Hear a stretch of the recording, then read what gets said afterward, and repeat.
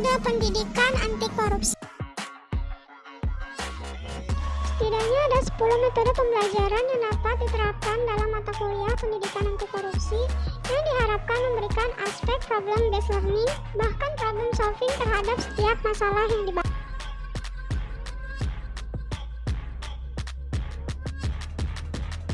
Sepuluh metodenya yaitu: pertama, ada metode in-class discussion yang bertujuan untuk menumbuhkan kepekaan atau awareness dan membangun kerangka berpikir atau framework of thinking yang kegiatannya berupa penyampaian oleh dosen dan mendiskusikan konsep-konsep terkait korupsi dan anti korupsi.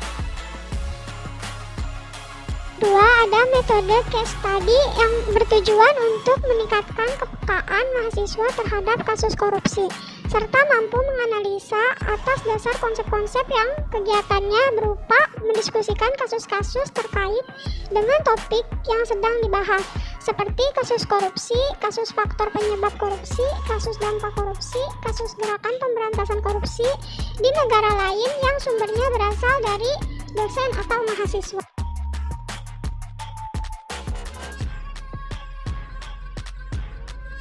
Yang ketiga, ada metode improvement system skenario yang bertujuan untuk memberikan rangsangan kepada mahasiswa agar memikirkan penyelesaian masalah secara nyata. Kegiatannya berupa mahasiswa diharapkan membuat skema perbaikan sistem yang bisa menyelesaikan masalah korupsi yang selalu terjadi pada kasus tersebut. Yang keempat, ada metode general lecture.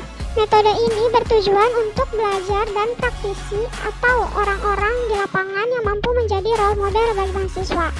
Kegiatannya berupa menghadirkan pembicara atau tamu untuk berbagi pengalaman, memberantas dan mencegah korupsi di dunia kerjanya, seperti tokoh-tokoh yang dikenal sebagai koruptor fighter di bidangnya masing-masing, seperti KPK, pengusaha, politisi, pemuka agama, atau penjabat pemerintah.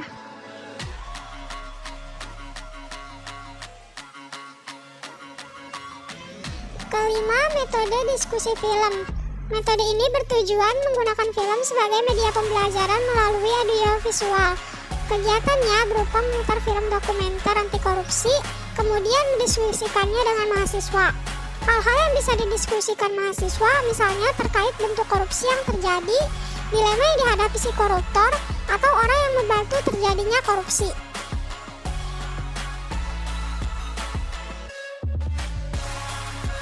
Selanjutnya, yang keenam, ada metode investigative report.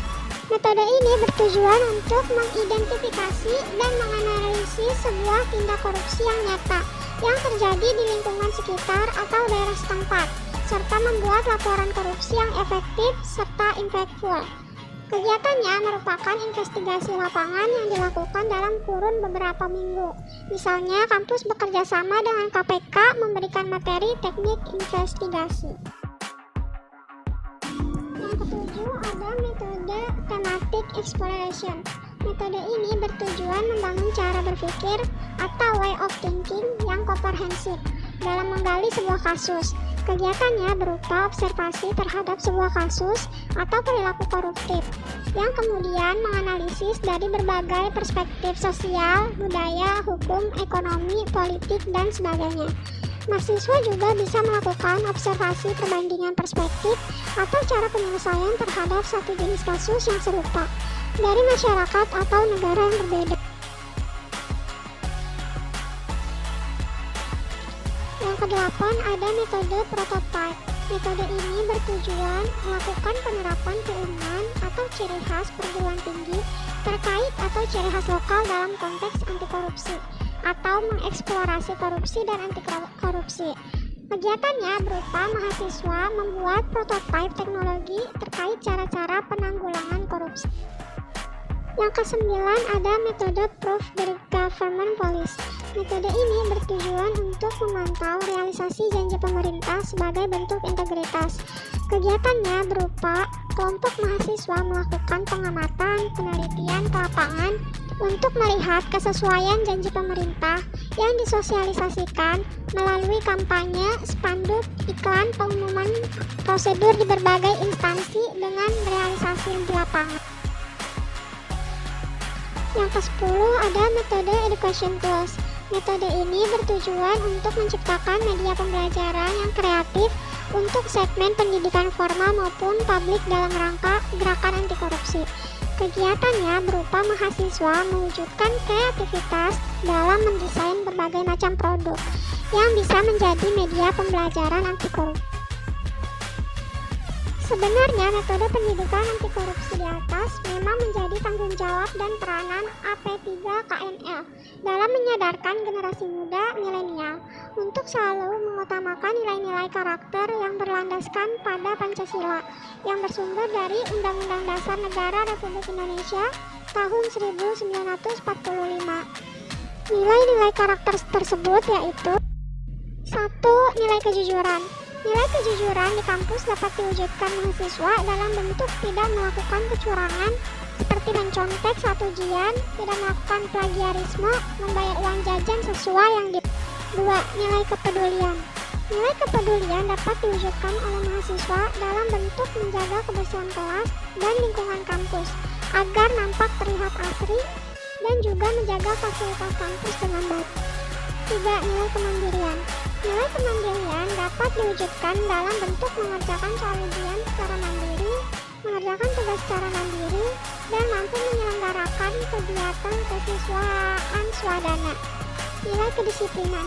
Nilai kedisiplinan dapat diwujudkan dalam bentuk masuk ke dalam kelas tepat waktu dan patuh pada peraturan dan ketentuan yang berlaku di kampus.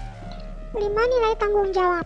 Nilai tanggung jawab merupakan nilai penting yang harus dihayati oleh mahasiswa dan diwujudkan dalam bentuk belajar sungguh-sungguh dan percaya diri. 6. Nilai kerja keras. Nilai kerja keras dapat diwujudkan mahasiswa dalam kehidupan sehari-hari, misalnya menghargai proses bukan hasil semata, tidak melakukan jalan pintas, mengerjakan tugas dengan tekun. 7. Nilai kesederhanaan. Nilai kesederhanaan dapat diterapkan mahasiswa di kampus dalam bentuk hidup sesuai dengan kemampuan dan kebutuhan, tidak suka pamer kekayaan, dan suka membantu teman yang membutuhkan. 8. Nilai keberanian. Nilai keberanian dapat dikembangkan oleh mahasiswa dalam kehidupan di kampus, dalam bentuk berani membela kebenaran, berani mengakui kesalahan, dan juga berani bertanggung jawab.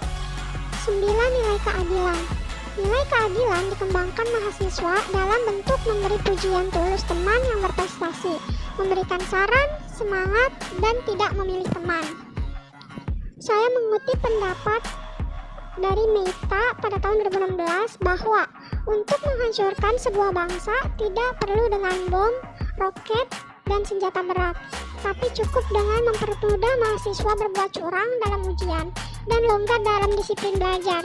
Mari kita biasakan dan budayakan ujian tanpa curang di kampus sebagai upaya memberantas korupsi di lingkungan pendidikan masing-masing.